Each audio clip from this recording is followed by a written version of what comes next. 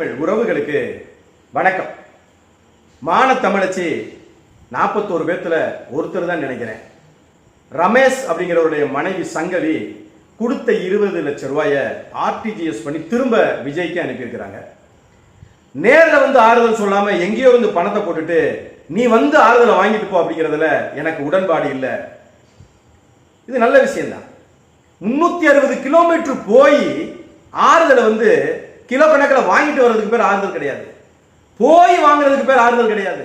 உனக்கு ஆறுதல் சொல்றவங்க உன்னைய தேடி வந்து ஆறுதல் சொல்லணும். உன்னை வாழ்த்துறவங்க கூட உன்னை வர சொல்லி வாழ்த்தலாம். ஆனால் ஆறுதல் சொல்றவன் உன்னை தேடி வரணும். அதுதான். ஆனா இங்க அது நடந்திருக்கா? 360 கிலோமீட்டர் நீ பயணம் பண்ணி போயிருக்க, அவர் 38 கிலோமீட்டர்ல வந்து உனக்கு ஆறுதல் சொல்லியிருக்க.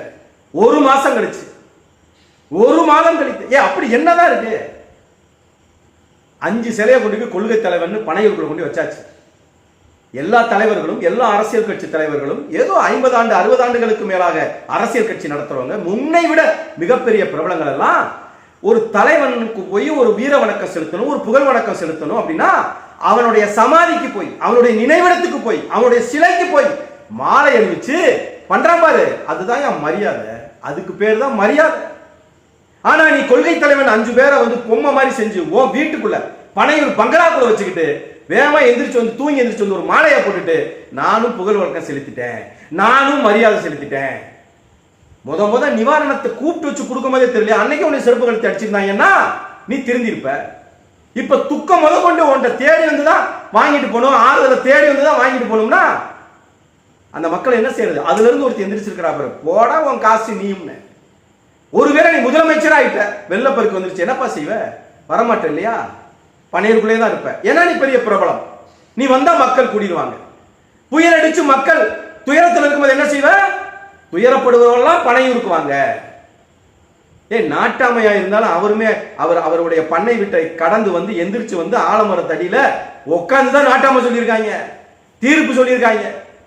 ஆனா என்ன நடக்குது பாரு. சரி, கூப்பிட்ட எல்லா பேரையும் கூப்பிட்டு குடும்பமா கூப்பிட்டு ஒவ்வொரு அறை கொடுத்து தங்க வச்ச. சரி, குறைந்தபட்சமா உன் வீட்டுக்கு தான் வர முடியல, ஏன்னா நான் வந்தேனாக்கா பெரிய கூட்டம் கூடுது, அதுல 4 பேர் செத்து போயிடுவான், 4 பேர் மயங்கி விழுந்துருவான், அதனாலதான் உங்களை இங்க வர வச்சேன். நீங்க இருக்கிற அறையிலே இருங்க, அதுதான் உங்க வீடா நினைச்சு நான் ஒவ்வொரு அறையா வரேன் கூட நீ போலையே. குறைந்தபட்சமா அந்த மரியாதையாவது கொடுத்துருக்கலாம்ல. இல்ல, அதுவும் கிடையாது. அவர் ஒரு இடத்துல உட்காந்துக்கிட்டு வா ஒவ்வொரு குடும்பமா வா, அப்ப கூட வந்து நீ போகல. ஒரே ஹோட்டல் தான், அங்கதான் அறை போட்டிருக்கிறாங்க.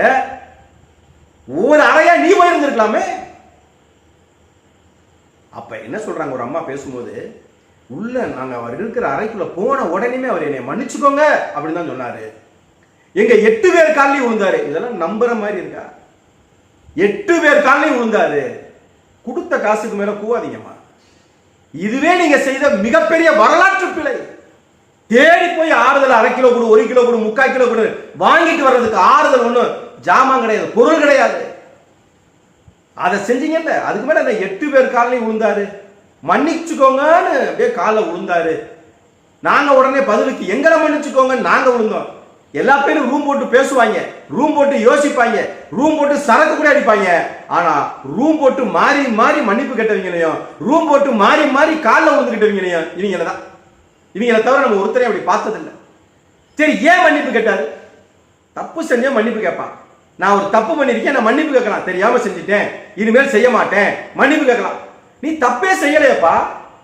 அதுதான் திமுக செய்த சதிதானே, செந்தில் பாலாஜி செய்த சதிதானே. மின்சாரத்தை நிறுத்திட்டாங்களே, அதனாலதானே செத்து போயிட்டாங்க 41 பேரு. ஏன் அந்த 41 பேருமே எங்க ஆளே கிடையாது, என்னைய பார்க்க வந்ததுனாலதான் செத்தாங்களா? இல்லையே அப்படின்னு தானே நீ நீதிமன்றத்தில் பேசிருக்கீங்க. யார் யாரையோ மருத்துவமனையில செத்து போனவனெல்லாம் இந்த லிஸ்ட்ல சேர்த்துட்டாங்கன்னு தானே நீங்க நீதிமன்றத்துல வழக்காடி இருக்கீங்க. அப்ப நீங்க செய்யாத தப்புக்கு, உங்களுக்காகவே சாகாத செஞ்ச தப்புக்கு, உங்களை பார்க்க வராதவர்கள் மருத்துவமனையில் உள்ளவங்களை எல்லாம் செத்து போனவங்க எல்லாம் சேர்த்தவங்களுக்கெல்லாம் சேர்த்து நீ எதுக்கு மன்னிப்பு கேட்கிற? நீ தான் தப்பே செய்யலையே. காவல்துறை சொன்னாங்களா இல்லையா? கரூர்ல உள்ள நுழையும் போது காவல்துறை சொன்னாங்களா இல்லையா? உள்ள போகாதீங்க, பஸ்ட் ஆயிரும், போகாதீங்க அப்படின்னு சொன்னாங்கல்ல. அதை மீறி நீங்க போனீங்கல்ல, அது ஒன்றும் தப்பு இல்லையே. நீங்க பேசிக்கிட்டு இருக்கும் போதே மயங்கி விழுந்து உங்க கண்ணு முன்னாலேயே 3 ஆம்புலன்ஸ் போகுதே, உங்க கண்ணு முன்னாலே ஒருத்தனை எந்த பேச்சு முடிச்சு இல்லாம தூக்கிட்டு போறாங்களே, அதையெல்லாம் பார்த்துட்டு பேசாம இருந்தீங்களே, அதெல்லாம் தப்பு கிடையாது. அதுக்கப்புறம் விழுந்தடிச்சு ஓடி திருச்சியில போய் தனி விமானத்துல ஓடி பறந்தீங்களே, அப்ப கூட விமான நிலையத்துல வச்சு ஐயா 30 பேர் செத்து போயிட்டாங்களே, நீங்க என்ன சொல்றீங்க கேட்டப்ப திரும்பி கூட பார்க்காம போனீங்களே, அதெல்லாம் தப்பு கிடையாது. இப்படி எந்த தப்புமே செய்யாத, இன்னும் சொல்ல போனா அந்த நிகழ்வு நடந்து 3வது நாள் சினிமா டயலாக் பேசுறீங்க, 30வது நாள் கூப்பிட்டு வச்சு ஆறுதல் சொல்றீங்க. இந்த இடைப்பட்ட காலத்துல என்னைக்காவது நீங்க பேசிருக்கீங்களா அந்த மக்களோட? 3வது நாள் சினிமா டயலாக்கோட ஒரு வீடியோ, 30வது நாள் கூப்பிட்டு வச்சு ஆறுதல். நீங்க எதுக்கு மன்னிப்பு கேட்கணும்? நீங்க தளபதியாச்சே, தளபதியில நீங்க எதுக்கு மன்னிப்பு கேட்கறீங்க? செய்யாத தப்புக்கு இந்த உலகத்துல மன்னிப்பு கேட்ட ஒரே ஆளு நீங்களா தான் இருப்பீங்க. அதுவும் காலில் விழுந்து மன்னிப்பு. ஏன்னா எந்த காணொலி இல்லையில, நீங்க காணொலி எடுக்கலன்றாங்க, அந்த அம்மா தான் சொல்றாங்க. அதனால அள்ளி விடலாம்ல. நீங்க காலில் விழுகிற கேரக்டரா? நீங்க காலில் விழுகிற கேரக்டர்னா அந்த இடத்துல பேருந்து விட்டு இறங்கி மக்களோட மக்களா அந்த மருத்துவமனைக்கு போயிருப்பீங்க. அப்படியெல்லாம் நம்புற மாதிரி இல்ல. ஒருவேளை நம்புற மாதிரியே இருந்தா கூட இப்படி மாறி மாறி மன்னிப்பு கேட்டுக்கிறதுக்கு தான் ரூம் போட்டீங்களான்னு ஒரு சந்தேகம் வருது. இதெல்லாம் தாண்டி இதை ஒரு பெரிய விமர்சையா பண்றீங்க. ஓல்வோ பஸ், அடேங்கப்பா, அப்படியே ரிசார்ட்ல ரூமு, ஸ்டார் விடுதியில தான் நீங்க வந்து பேசுவீங்க. இதெல்லாம் ஒரு பக்கம் போட்டோம். என்ன திடீர்னு உங்களுக்கு அப்படியே அக்கறை வந்துருச்சு, நெற்பயிர் மேல அக்கறை வந்துருச்சு. ஐயோ பயிர்களை காக்கணும். 30 நாள் என்ன பண்ணிட்டு இருந்தீங்க? அப்ப 30 நாள் அந்த அரசாங்கம் நல்லா தான் நடந்துச்சா? எதிர்த்து பேசுறதுக்கு எந்த கருத்துமே இல்லையா? திடீர்னு நெற்பயிரை காக்கணும், கொள்முதல்ல தவறு நடந்துச்சு, திமுக வீட்டுக்கு போவது உறுதி. ஆமா உறுதி, அதை நாங்களும் சொல்றோம். திமுக வீட்டுக்கு போறது உறுதிதான். ஆனா விஜய் வீட்டை விட்டு வெளியே வராம இருக்கிறது உறுதிதான். இந்த ரெண்டுமே உறுதியான விஷயம் தான். உங்களை பார்க்க வந்த ரமேஷ் இறந்துட்டாரு. நீங்க இவங்க சொல்ற மாதிரியே நீங்க ரூம்ல நடந்ததெல்லாம் உண்மையிலே வச்சுக்குவோம். காலில் விழுந்திருக்கீங்க, உள்ள நுழைஞ்சோடனே மன்னிச்சுக்கோங்க இருக்கீங்க.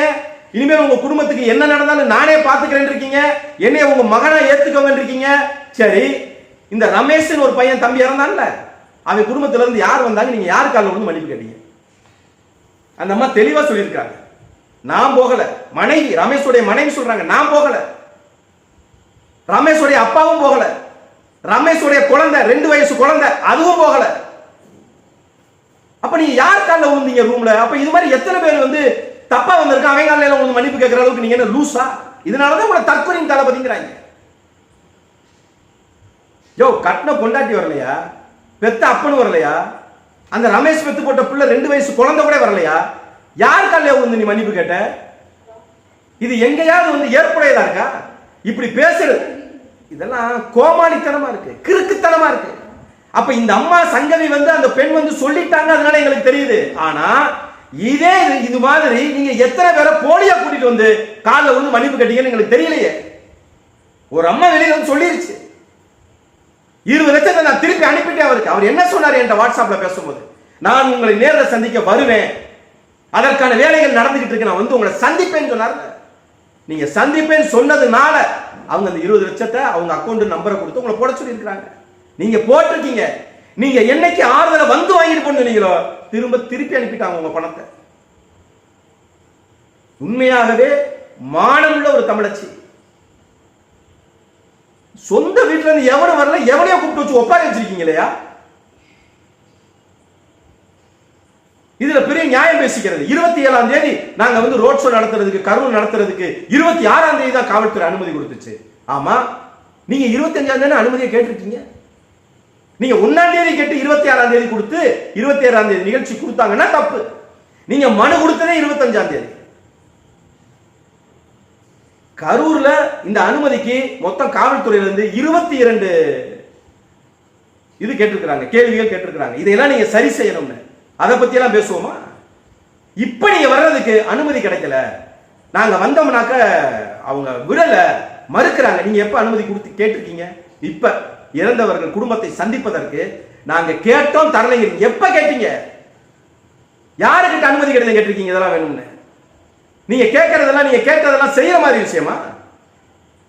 அதாவது எப்படியெல்லாம் கேட்டா தர மாட்டாங்களோ அப்படி கேட்டுட்டு அனுமதி தரல. இதுல வெங்காயம் இப்பதான் ஓரளவுக்கு தெளிறாங்க. இந்த தற்கொலையில ஒரு அறிவார்ந்த தற்கொலையில் இருக்கும் போல இப்பதான் தெளிறான். ஆமா, இவர் செய்யறது தப்பு, தளபதி செய்யறது தப்பு. முதல்ல தளபதினே சொல்லாத, அதுவே மிகப்பெரிய பிழை. தளபதினா யார் தெரியுமா? போர் வீரர்களோடு, படைக்கலங்களோடு முன்னால நின்று வாடான்னு கூட்டிட்டு போறான் பாருங்க, அவன் தான் தளபதி. தளபதிங்கிறவன் போர் களத்துல நின்று தன் போர் வீரர்களோட நின்று சமர் செய்யறான் பாருங்க, அவன் தாங்க தளபதி. விழுந்தடிச்சு ஓடுறவன், தனி விமானம் முடிச்சு ஓடுறவன் தளபதி கிடையாது. கூப்பிட்டு உட்கார வச்சு காலில் விழுகிறவன் தளபதி கிடையாது. எது நடந்தாலும் ஆறுதல் சொல்ல நேரா போடும். வாழ்த்து வேணா சொல்லலாம், கூப்பிட்டு வச்சு வாழ்த்து சொல்லலாம், கூப்பிட்டு வச்சு பாராட்டலாம். ஆனா ஆறுதலும் தேர்தலும் துக்கம் விசாரிக்கிறதும் நீ போய் தான் கேட்கணும். அதுதான்டா மரியாதை. இன்னைக்கு சொல்றாங்க அவரு தளபதி நல்லவர் தான், இந்த புஷி ஆனந்தும் ஆதவும் அவரை தவறாக வழிநடத்த தவறாக வழிநடத்துறான் அப்படின்னா அது தவறான வழிகாட்டுதலுக்கு போறவன் தளபதி கிடையாது, தலைவன் கிடையாது, அது தற்கொலை. அதை முதல்ல புரிஞ்சுக்கா. ஏதோ புதுசா என்னமோ புதிய கருத்து சொல்ற மாதிரி சொல்லாது. அவர் நல்லவர் தான், புஷி ஆனந்தும் ஆதவும் தான் வந்து தவறா வழி நடத்துறாங்க. பீகாரை விட கேவலமா போயிட்டு இருக்கோம். பீகாரை விட, பீகார் மாதிரி எல்லாம் இல்ல, பீகாரை விட கேவலமா போயிட்டு இருக்குங்கிறதா உண்மை. மதியாதார் தலைவாசல் மிதியாதே. ஆனா இந்த 41 குடும்பத்துல எத்தனை குடும்பம் போனாங்க?